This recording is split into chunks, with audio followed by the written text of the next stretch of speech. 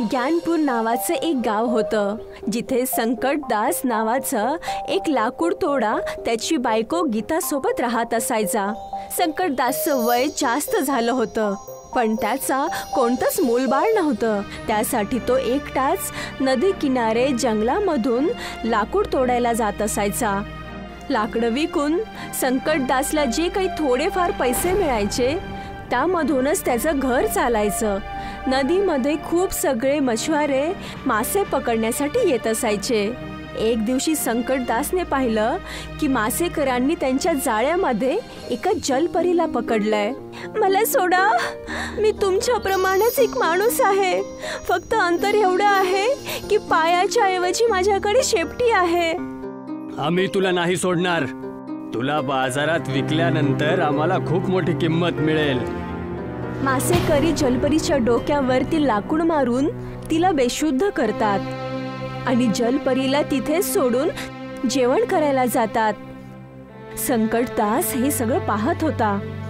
संकटदासला जलपरीवरती दया येते.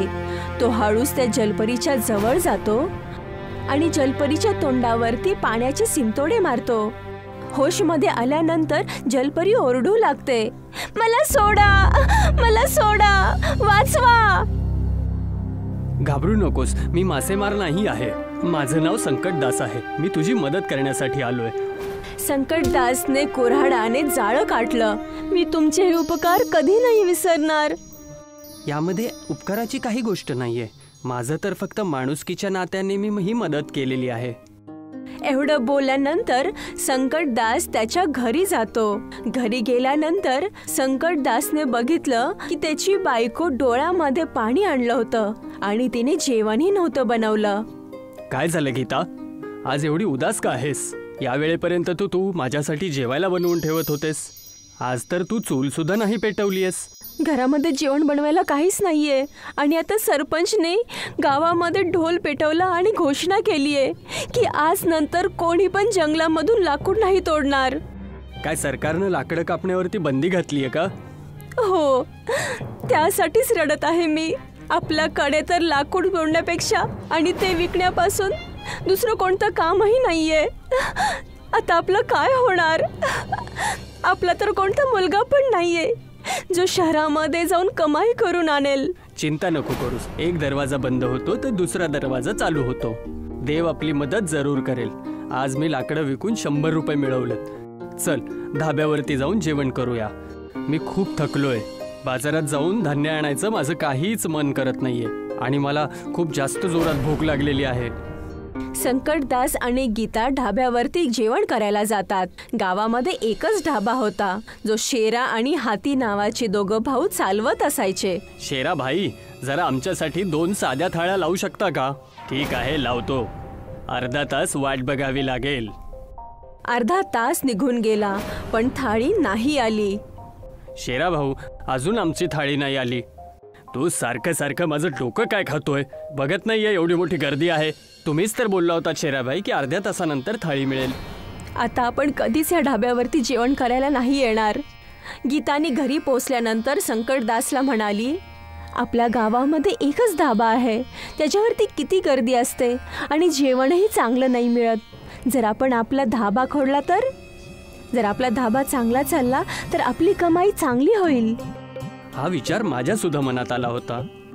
मी माझे सोन्याचे गंगन गिरवी ठेवेल, म्हणजे आपल्या भाड्याचं काम हलकं होऊन जाईल ना.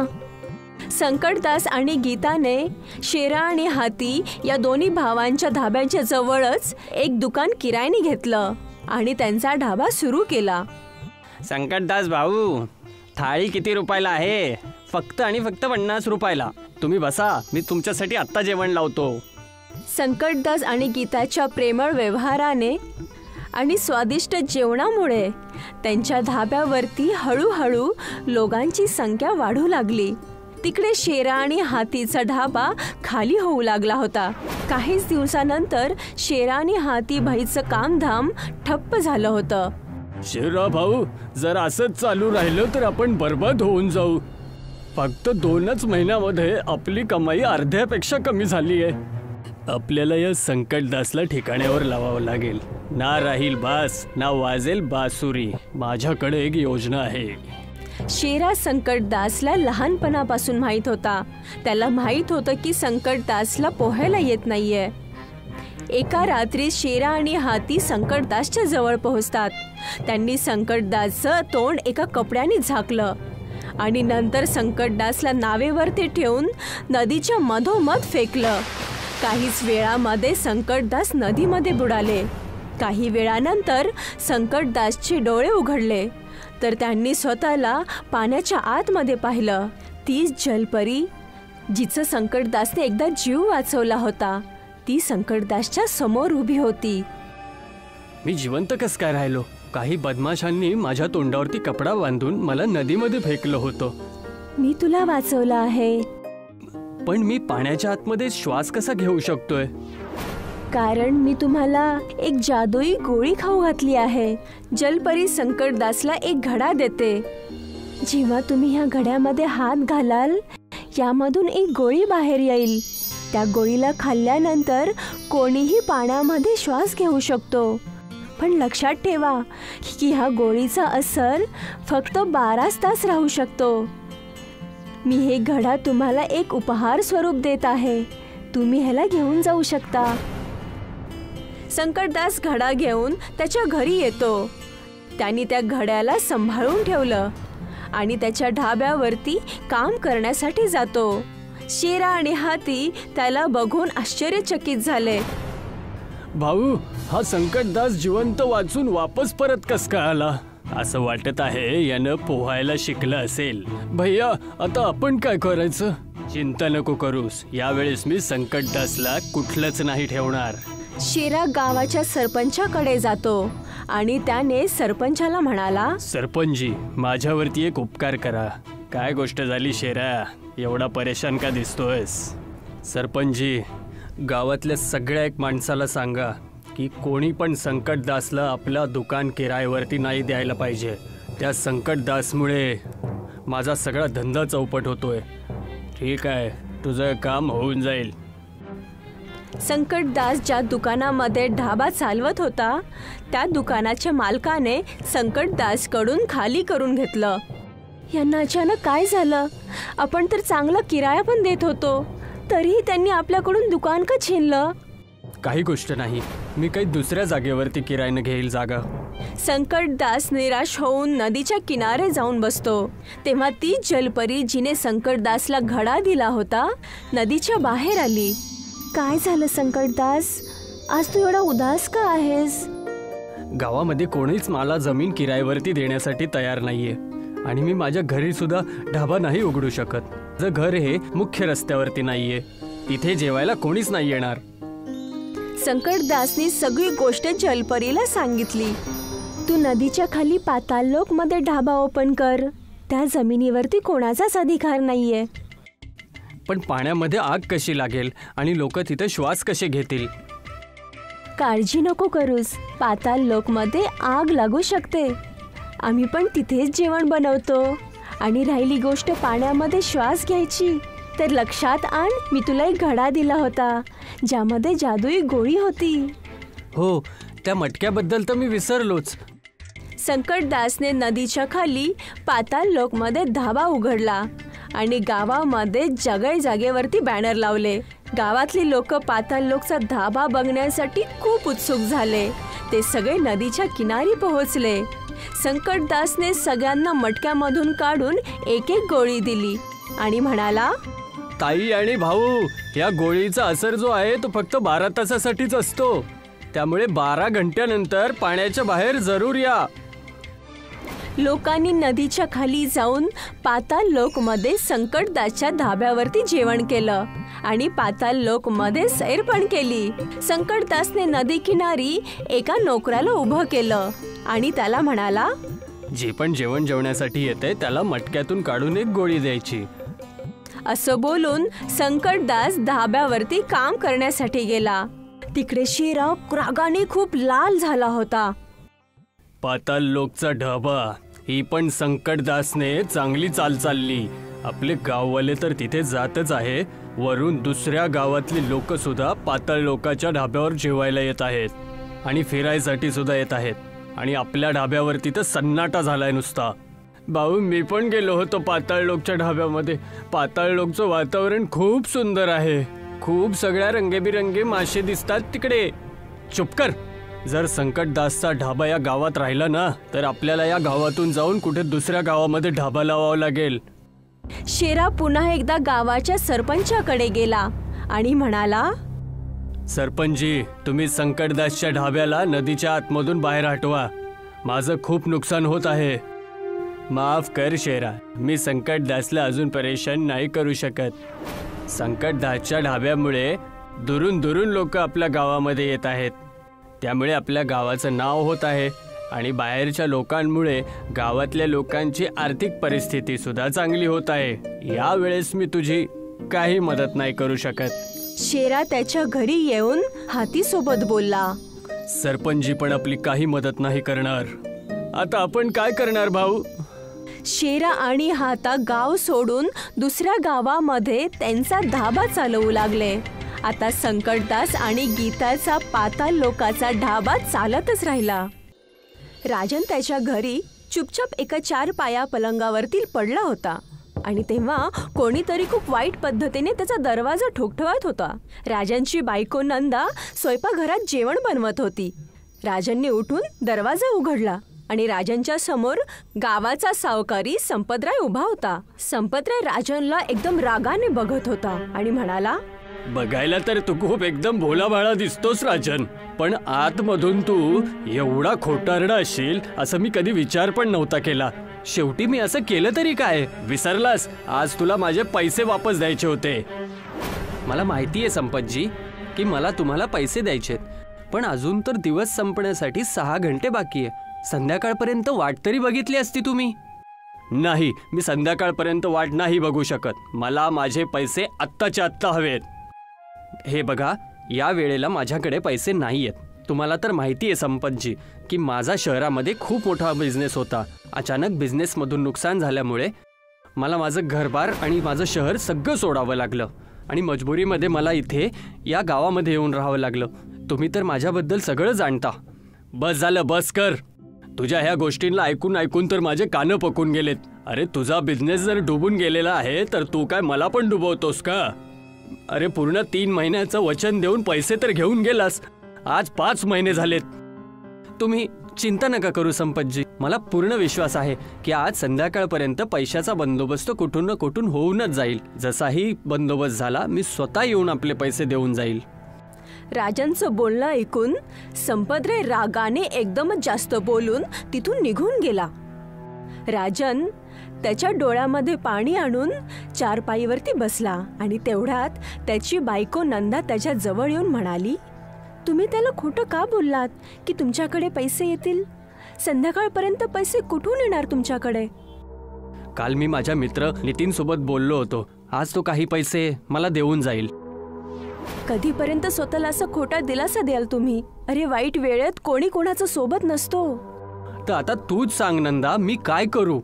माझ्यामुळे लग्नानंतर तुझा अभ्यास अपूर्ण राहिला. जर माझा बिझनेस बर्बाद नसता झाला तर तू खूप मोठी सायंटिस्ट होऊ शकली असतीस. काळजी नका करू.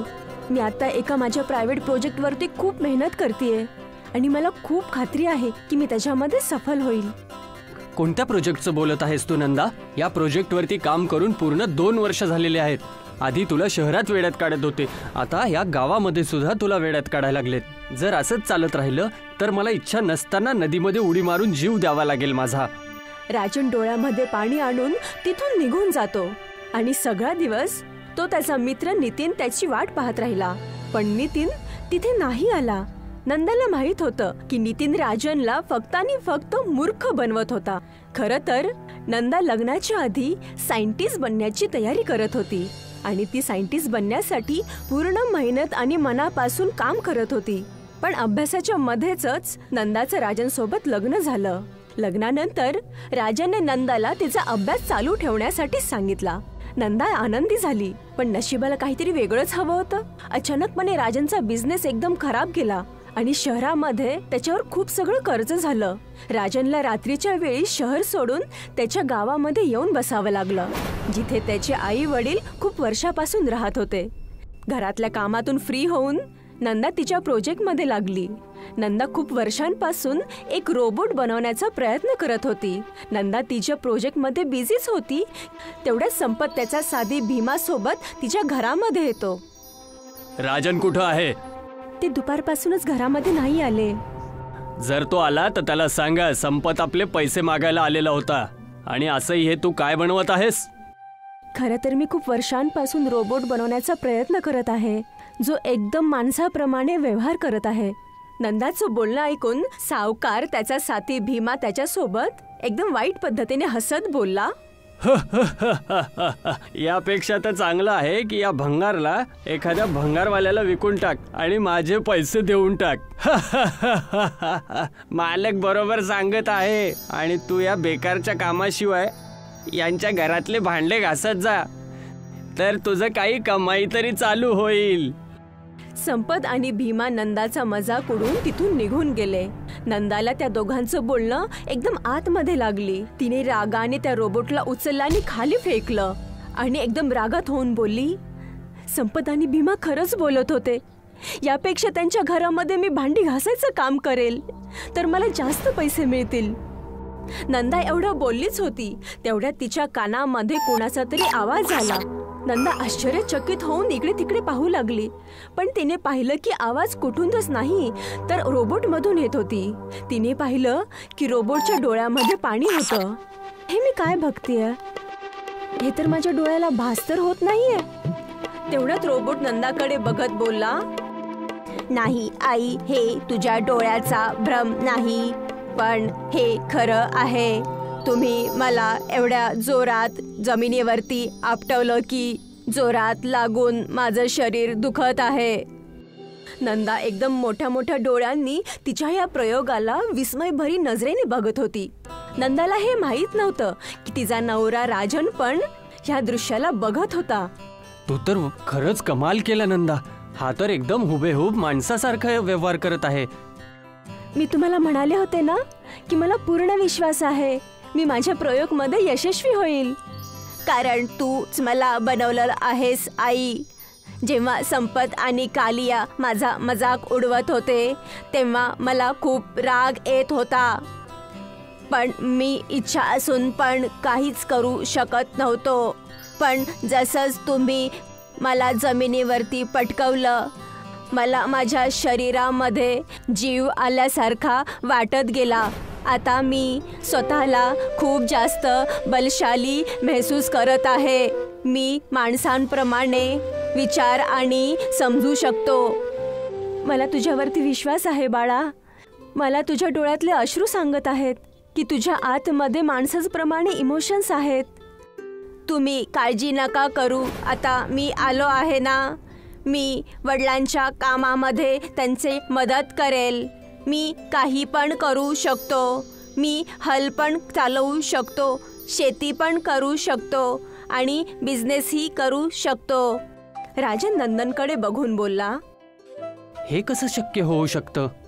होऊ शकतं राजन, अगदीच होऊ शकतं. मी ह्याच्या डोक्यामध्ये लायब्ररीमधली 100 पुस्तकं अपलोड केली आहेत. याच्या डोक्यामध्ये ज्ञानाचं भंडार आहे. त्या दिवसापासून नंदाचा रोबोट बेटा दुसऱ्यांच्या शेतामध्ये हल चालवण्याचं काम करू लागला.